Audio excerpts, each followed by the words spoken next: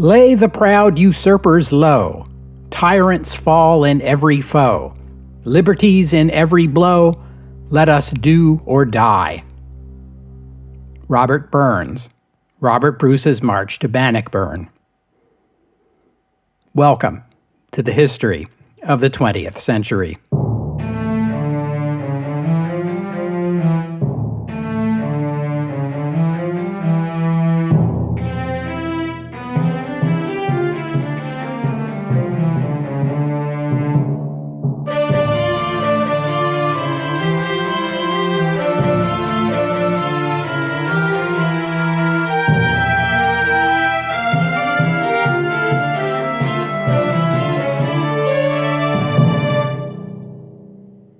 Episode 386, Do or Die.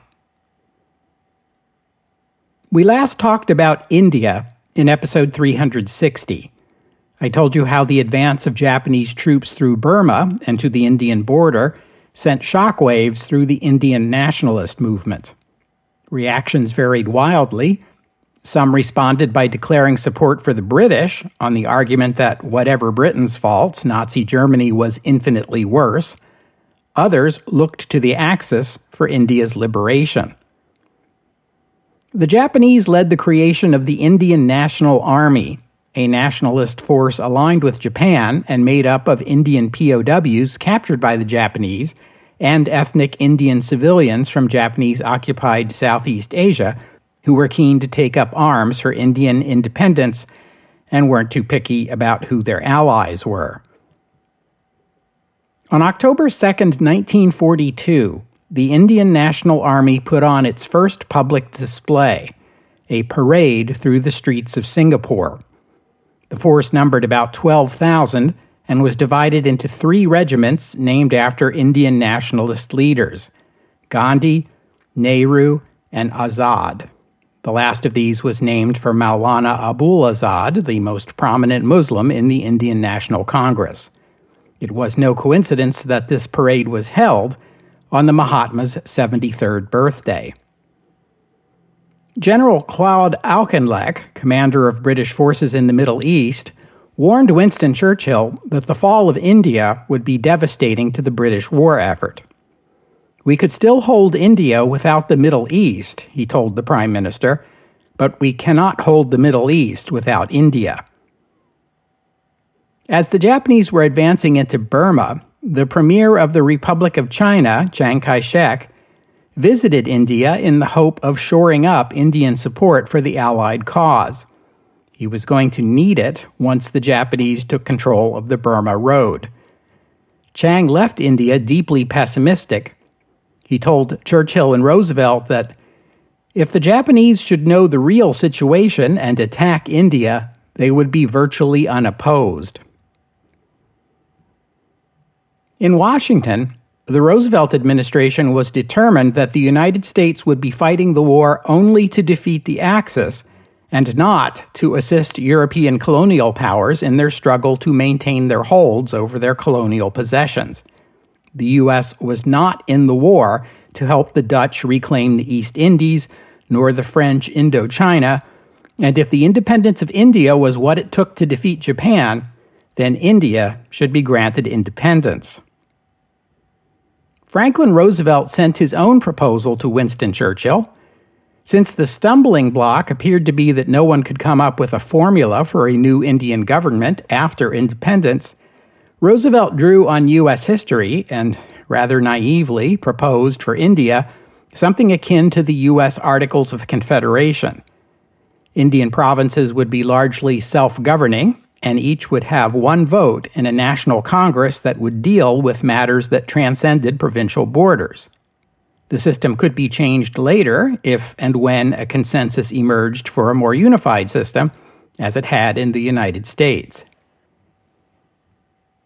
Roosevelt's proposal was dead on arrival in London, but within the British coalition government, the Labour Party had also been pressing for action on Indian independence. At first, Churchill proposed to travel to India personally to negotiate an agreement with Indian nationalists on the shape of a future government. But was the 67-year-old prime minister, who had recently suffered a mild heart attack while in Washington, up to the task physically?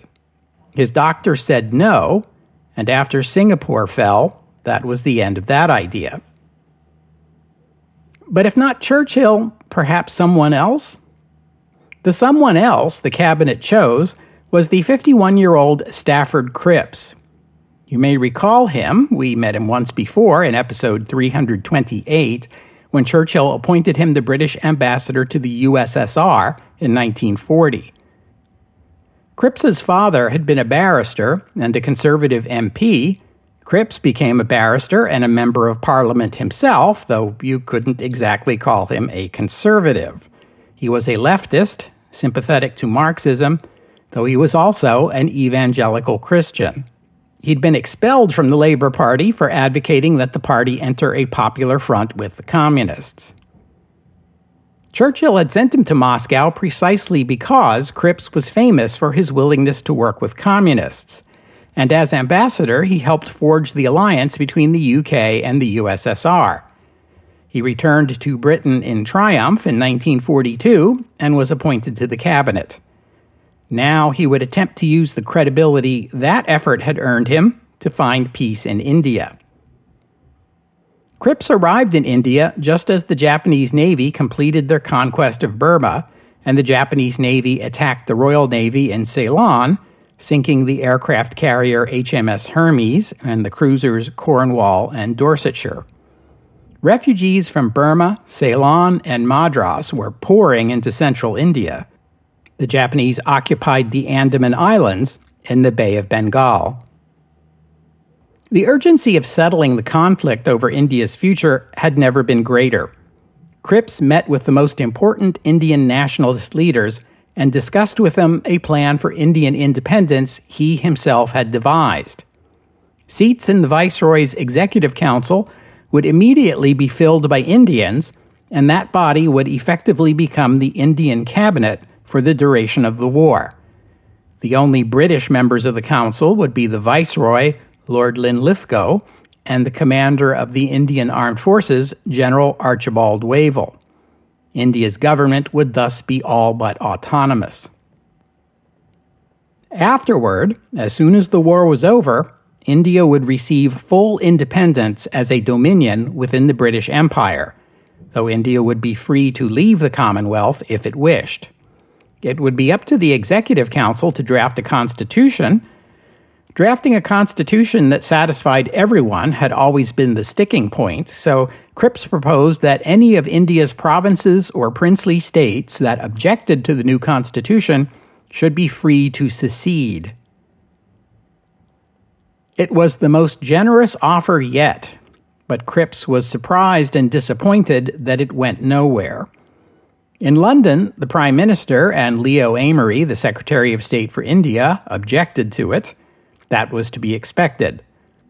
Linlithgow was angry that Cripps was bypassing him and his office and negotiating with the nationalists directly. The Congress was angry because they saw the proposal as all but conceding to the Muslim League the power to create Pakistan. Even so, Cripps and Lewis Johnson, the American representative at the talks, and representatives of the Congress, worked out a tentative agreement that would at least assemble the All-Indian Executive Council immediately, with the post-war terms to be hammered out later. Cripps even promised India would get a new and more accommodating viceroy in the place of Lord Linlithgow, if that's what the nationalists wanted. But after the Congress negotiators telephoned Mohandas Gandhi and described the agreement to him, they returned to tell Cripps regretfully that the deal was off. Cripps returned to London disappointed and angry, especially at Gandhi, whom he felt had sabotaged his mission. Gandhi famously dismissed Cripps's proposal by describing it as a post-dated check drawn on a failing bank. Indians had always been told that, whatever else one might say about the British, they could at least be confident that Britain would protect and secure their nation from foreign threats. Now, even that was in doubt, hence Gandhi's comparing the British Empire to a failing bank. What to do next? The answer came to Gandhi on a meditation day. It was very Gandhi, simple and bold. The British could not defend India from the Japanese, therefore there was no reason for the British to remain. They should leave India, today, full stop. Until they did, Indians would boycott everything British, from British goods to British courts to British postage stamps. Employees of the Raj and soldiers in the military would walk away. In short, Indians would live their lives as if the British had already left. Wouldn't a British exodus leave India wide open to a Japanese invasion? No. Gandhi believed that the departure of the British would leave Japan with no incentive to invade India. To the contrary, an independent and neutral India would be free to enter into a mutual non-aggression agreement with Japan, which would benefit both nations. If the Japanese did try to invade, they would learn that newly independent India would fiercely defend its newfound freedom by satyagraha, or if that failed, by force of arms.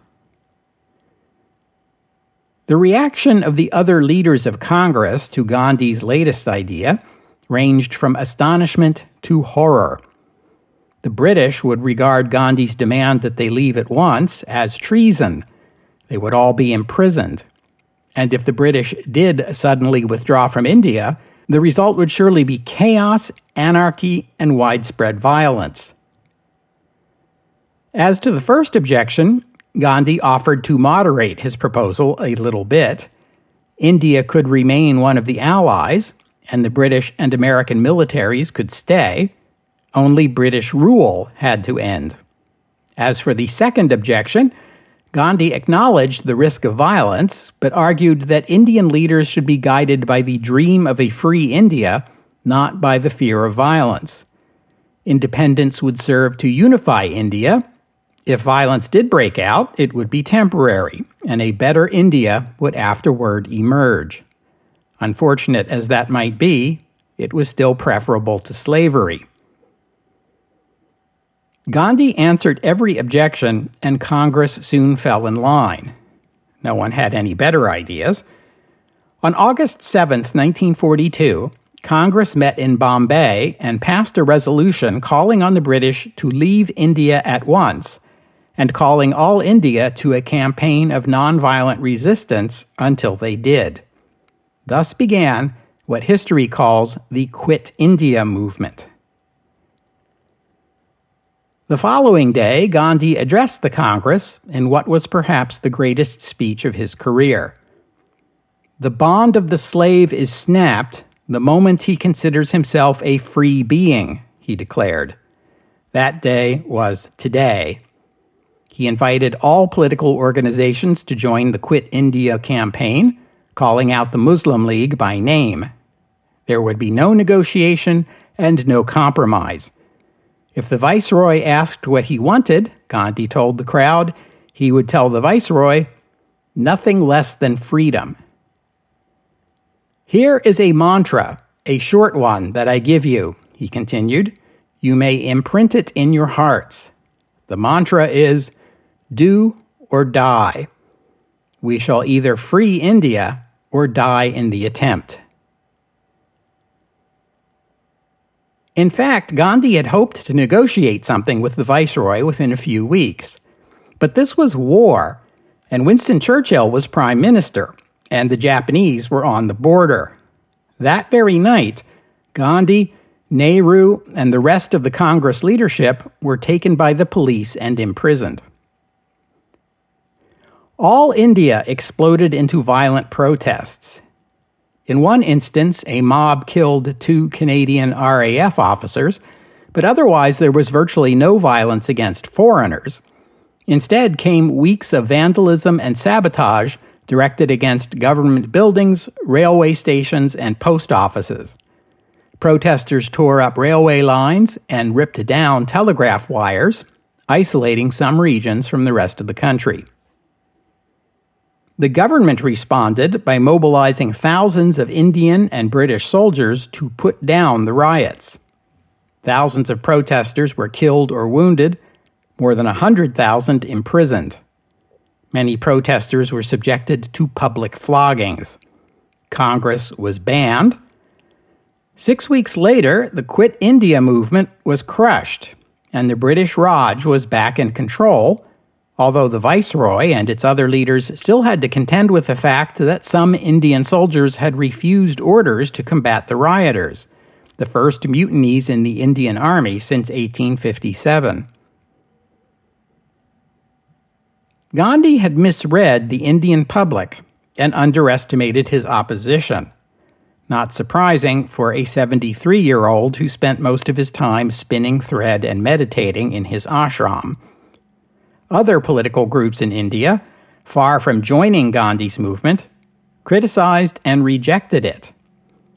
Hindu Mahasabha, the Hindu nationalist party, called on its members to disregard Gandhi and support the war effort.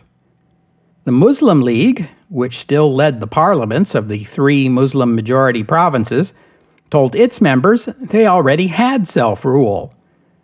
The Communist Party in India supported the war effort for the defense of the Soviet Union. Middle-class Indians were profiting from the war. Increasing numbers of British and American service personnel were getting assigned to India to operate supply flights over the hump to China, and they had money in their pay packets and things they needed to buy. Most of the supplies being flown over the hump to China were Indian products. India supplied nearly 300 million pounds worth of goods to China, money that went into Indian pockets in the form of British sterling and American dollars. Virtually all of India's production of cloth and leather was bought up for military use.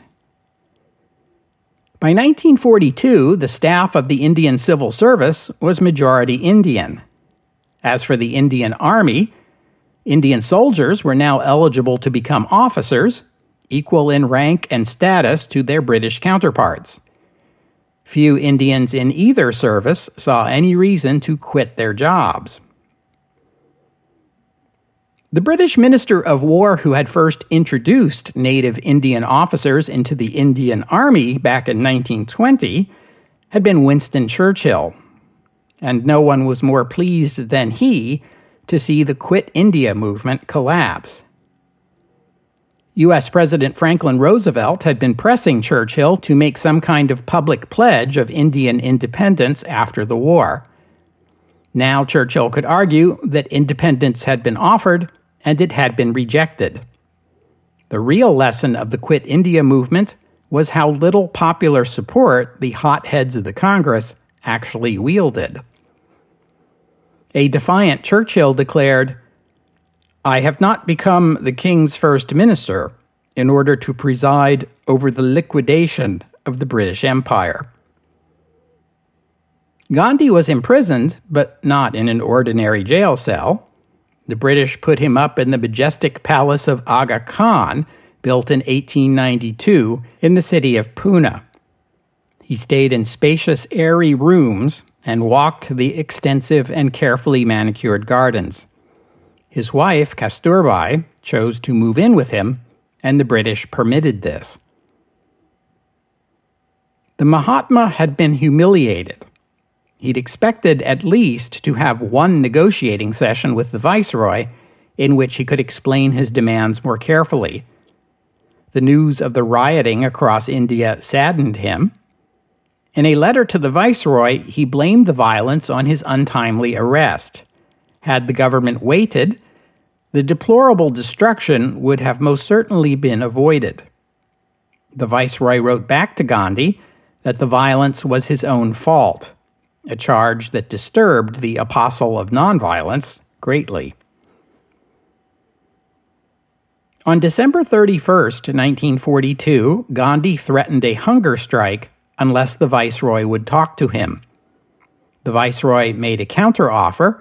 Gandhi must first renounce Congress's Quit India resolution. Gandhi would not do this, and announced he would fast for 21 days. The viceroy accused him of blackmail. Previously, when Gandhi had gone on a hunger strike, the British released him. This time, the viceroy would only agree to release him for the duration of the fast. Afterward, it was back to the palace. Gandhi refused the offer. Gandhi was an old man with high blood pressure and a failing heart. Most people believed this fast would kill him. Still, the British would not relent. Winston Churchill himself insisted his government make no concessions. Churchill had always regarded Gandhi as a phony, half lunatic and half fraud. The saintly figure revered by Indians was to Churchill merely a shrewd performer. On February 10th, Gandhi began his fast. On the 12th, Churchill wrote to Linlithgow to suggest that Gandhi was faking it and sneaking sustenance on the sly. He wanted the Indian government to investigate. The viceroy wrote back to assure Churchill that Gandhi was sincere. A week into the fast, Gandhi's health began to fail. The Indian members of the Viceroy's Executive Council walked out in protest. 2 weeks into the fast, Gandhi appeared to be on his deathbed. The Viceroy implored Churchill not to allow Gandhi to die in prison. So did President Roosevelt. Churchill would not budge. Ironically, Churchill was also flat on his back at this time with a case of pneumonia, a very serious matter in a man of 68. Despite his condition, he kept asking whether Gandhi was dead yet. The answer was always negative, prompting Churchill again to speculate that Gandhi was cheating on the fast somehow. But Gandhi rallied a bit and agreed to take some fruit juice. Hours later in England, Churchill's fever broke. Gandhi survived his fast and began to take food again after 21 days. Churchill cynically suggested Gandhi's health took a turn for the better as soon as he realized Churchill would not give in. The Prime Minister believed he and Britain had won a great victory. In June, Churchill replaced Lord Linlithgow as Viceroy. His choice was Archibald Wavell, now a Field Marshal and Commander-in-Chief of the Indian Armed Forces. Churchill believed Wavell would support his hard line on India. In this, he was mistaken. Wavell had been handed a mess, and he fully understood that. He believed a political solution for India could not wait until the end of the war. Lord Linlithgow's parting advice to the new viceroy was that there could be no progress in India until Gandhi was dead. Wavell did not accept this. He asked the British cabinet to authorize him to appoint political leaders of all Indian parties to a national coalition government that would administer India for the duration of the war. Secretary of State for India, Leo Amery, endorsed the plan, but the cabinet wouldn't have it. Churchill was furious and summoned Wavell to a private meeting in which he laid down the law. "Only over my dead body," the PM declared, "would any further discussions with Gandhi take place." He told Wavell in no uncertain terms that his role as viceroy would be to focus on the war. To that end, he should keep the peace in India, but make no concrete promises concerning India's future afterward. But circumstances would not allow the new viceroy to follow the prime minister's instructions. In India, a disaster as bad as the war and closer to home was beginning to unfold.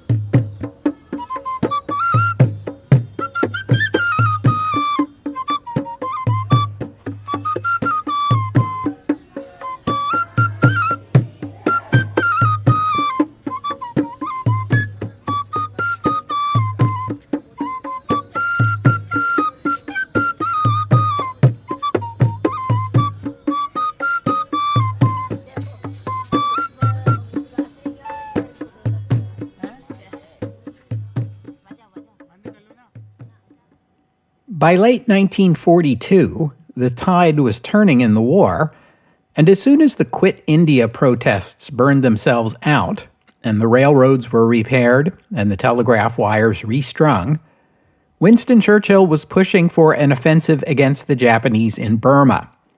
This offensive began in December 1942, but it failed badly and had to be called off in a couple of months.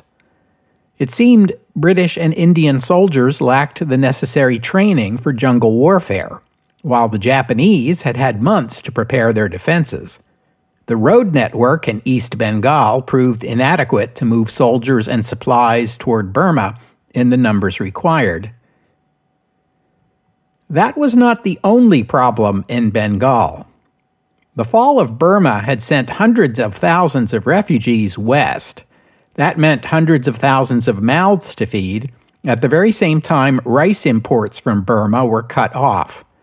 The price of rice began to climb.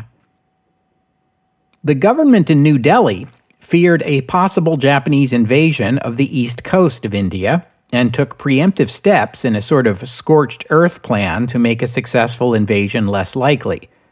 One of these steps was to confiscate tens of thousands of civilian-owned boats up and down the coast. The loss of these boats disrupted fishing in the Bay of Bengal, and some of these boats were used to transport rice from rural farms to urban markets.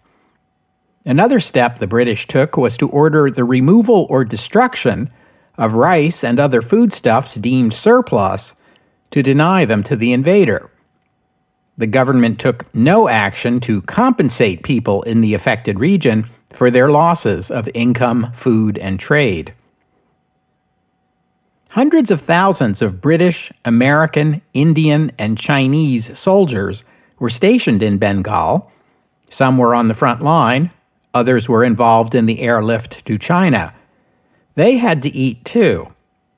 The military took farmland for camps and airfields. The families living and working on these lands, more than 100,000 people, were compensated for what was taken, but now they had no livelihood. Some got work helping to build these camps and airfields. Others went to Calcutta, where the arms industry was booming, but not everyone found work there. And all of this meant less food production. By mid-1942, the rising cost of food, especially rice, was becoming alarming, particularly in Bengal and the East Coast, the part of the country where rice is a traditional staple and per capita rice consumption is the highest. Under the war-related emergency laws, individual provincial governments and the princely states had the power to ban exports of grain. Nervous government officials, fearful of famine, began to exercise that power. As 1942 progressed, every individual province in eastern India became, in the words of one official, a food republic unto itself. In July, the government of Bengal approved a plan to guarantee supplies of rice to essential workers in war-related industries. This guaranteed supply for workers deemed essential meant everyone else, mostly rural people, farmers, and unskilled laborers, had to compete for what was left. High demand increased prices. On October 16, 1942, a powerful tropical cyclone struck Bengal, in what in our time is Bangladesh. Floods killed 14,000 people and some 200,000 head of livestock, as well as destroying homes and devastating rice fields. In the aftermath of the floods came an outbreak of brown spot disease. That's a fungus that attacks rice plants. There are 3 rice crops per year in Bengal, but the most important one is the one sown in June and harvested in November, which accounts for 70% of the region's annual rice production. The cyclone had struck at the worst possible time. By the beginning of 1943, leading government and military figures in India, including the Viceroy, Lord Linlithgow, Leo Amery, the British Secretary of State for India, Field Marshal Archibald Wavell, Commander-in-Chief of the Indian Army, And Lord Louis Mountbatten, Supreme Commander of Allied forces in Southeast Asia, were all sending requests to their superiors for food shipments to alleviate the developing famine. These requests were made repeatedly throughout 1943 with increasing urgency, but the British War Cabinet continually refused to provide the requested aid. As food became harder to find and prices soared, farmers sold their farms and families sold off their possessions to feed themselves. Often men left their families to search for work or join the army, leaving behind increasingly desperate women and children, some of whom turned to prostitution or child selling to survive. Calcutta was inundated with hundreds of thousands of desperate, starving people, often naked because of the high price of cloth, living in the streets, drinking from the gutters, their bare flesh pounded by the monsoon rains. In these conditions, diseases such as cholera, dysentery, and smallpox spread rapidly through a population with weakened immune systems. In 1943, as I already told you, Churchill replaced Lord Linlithgow with Archibald Wavell as Viceroy. In that position, Wavell continued to ask for food aid, which the cabinet still refused to provide, citing the need for shipping for the upcoming invasion of Sicily in 1943 and Operation Overlord in 1944. Wavell declared the famine one of the greatest disasters that has befallen any people under British rule, and damage to our reputation among both Indians and foreigners in India is incalculable. With regard to that last point, Wavell was alluding to those large numbers of British, American, and other foreign military personnel stationed in Bengal, who were by now regularly confronted by the sight of weeping, starving, naked women and children whenever they walked the streets of Calcutta, not to mention the corpses or the vultures and crows picking at them. The Great Bengal Famine is one of the worst humanitarian catastrophes of the 20th century. The death toll is difficult to calculate. Both deaths by starvation and by disease have to be considered, and data from the time is sparse, especially from the rural regions. Estimates range from 1 to 4 million. Longtime listeners will recall how I recounted the multiple famines in British India in the 19th century in episode 219, each of which caused deaths in the millions. But by the 1940s, most informed people would have told you that such disasters were a thing of the past and could not happen in the modern, advanced 20th century. They would have pointed out that communication and transportation in India were much more efficient now. The government of India was more enlightened, and now many government decisions were being taken by native Indians as opposed to foreigners. So why did it happen? This is a difficult question, still much debated in our time. There is no one simple answer. The government of Bengal has to take a share of the blame. It was slow to recognize the problem and ineffective in its response. And remember, this was an elected provincial government, fully operational, controlled by the Muslim League. The cyclone of October 1942 wasn't anyone's fault, but it contributed to the famine. So did the war. We've seen over and over again how world wars produce world food shortages. Even so, some historians argue that the drop in food production in India from 1940 to 43 was not serious. The problem had more to do with mismanagement and unequal distribution. Panic buying, hoarding, and profiteering played their roles, as they had in Victorian-era famines. The most controversial question is what degree of blame can be laid at the feet of Winston Churchill and his war cabinet. The Churchill government repeatedly refused aid and used wartime censorship to prevent the news of the famine from going international. The cabinet clearly prioritized the war effort over famine relief. Whether that was the proper decision is certainly open to debate. Some historians argue that Japanese raiders were sinking merchant shipping in the Indian Ocean at the time, so any attempt to send food aid to India risked the loss of valuable cargo ships. Others point out that Japanese raiding had largely ended by 1943, and that the British were regularly shipping grain through the Indian Ocean from Australia to South Africa to the Middle East and Ceylon throughout the crisis, everywhere but India, it seemed.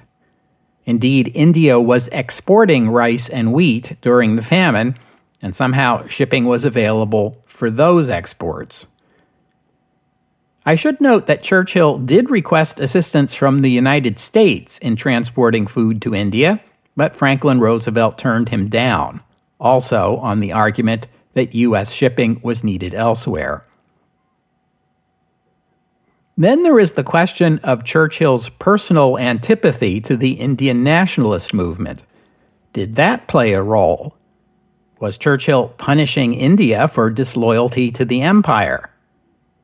Leo Amory later recounted an argument with Churchill in which Churchill blamed the famine on Indians, quote, breeding like rabbits, and their, quote, beastly religion, and demanded to know why, if the famine was so serious, Gandhi was still alive.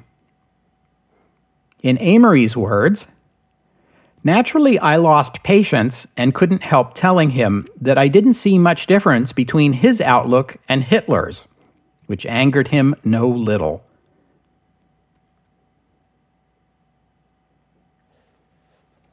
We'll have to stop there for today. I thank you for listening, and I'd especially like to thank Joseph and Frank for their kind donations, and thank you to Zrinka for becoming a patron of the podcast.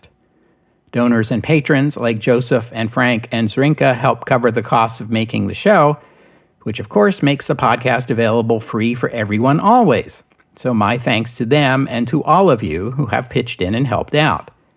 If you would like to become a patron or make a donation, you are always welcome. Just visit the website historyofthe20thcentury.com and click on the PayPal or Patreon buttons. The podcast website also contains notes about the music used on the podcast, sometimes my own work and sometimes licensed, but most of the time the music you hear here is free and downloadable.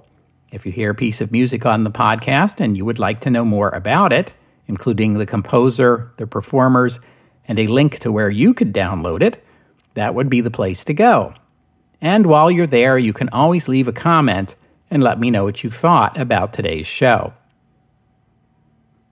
And I hope you'll join me next week here on the History of the 20th Century as we turn from war and famine to glitz and glamour, as we take a look at the American motion picture industry of this period.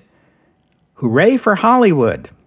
Next week, here on the History of the 20th Century. Oh, and one more thing. When Winston Churchill blamed the Great Bengal Famine on Indians breeding like rabbits, he was far from unique in his attitude. The writings of the early 19th century economist Thomas Robert Malthus were well known in the mid-20th century. As you likely know, Malthus laid out an argument that population growth inevitably leads to a situation in which the population outgrows the supply of food, leading to famine, disease, war, and other such miseries. Malthus, who was a member of the Anglican clergy, argued that the only alternative to misery as a check on human population was law and morality. In his view, a society could only avoid the misery of overpopulation through a moral order of abstinence outside of marriage, plus a practice of late marriage, or perhaps no marriage at all, coupled with a legal system that strictly respected property rights. He figured the accumulation of property created a financial incentive to avoid having too many children. So when Churchill blamed population increase and beastly religion, he was only echoing the conventional Malthusian wisdom. Thinking about famine has changed twice since then. The second view, popular in the post-war years, blamed famine on supply shocks, unexpected events such as floods or droughts or war that reduced food supply. In our time, the prevailing view is that the underlying cause of famine is an inadequate or unjust system of distribution. Such a system may operate acceptably during normal times, but when a supply shock comes, like a cyclone, the system degenerates into a crisis. In the case of the Bengal famine, the fact that it was the poorest and least powerful people in Bengal who starved tends to support the systemic explanation. Modern studies suggest that rice production in the province declined by no more than 10% in 1943, which is certainly bad, but it could have been managed without widespread starvation. British rule certainly has something to answer for here. There was the racist assumption that Indian lives did not matter as much as European lives. I feel confident in saying that had there been a widespread shortage of grain in Suffolk, the necessary cargo ships would have been found. There was a British-imposed distribution system that ensured those whom the British deemed useful to the war effort were fed, while everyone else had to fend for themselves. One survey of popular biographies of Winston Churchill, conducted in 2009, noted that none of them included the 1943 famine, though most of them discussed the death and destruction British bombers caused in Germany that same year. The historian who conducted the survey, J. Hickman, described the omission as Orwellian. But it was not solely a British failure. As I said, the government of Bengal was slow to address the famine and response was inadequate. Private interests in the province responded to the rice shortage by hoarding supplies and profiteering. The province of Punjab had a grain surplus that year. Its government chose to use the surplus to drive down local food prices and win the approval of the lower classes in Punjab, rather than alleviate the famine in Bengal. In our time, as one study notes, the same region of India and Bangladesh suffered destructive cyclones in 2019, 2020, and 2021. And although there was death and destruction from the storms, and despite much larger populations, there was no widespread famine comparable to what was seen in 1943.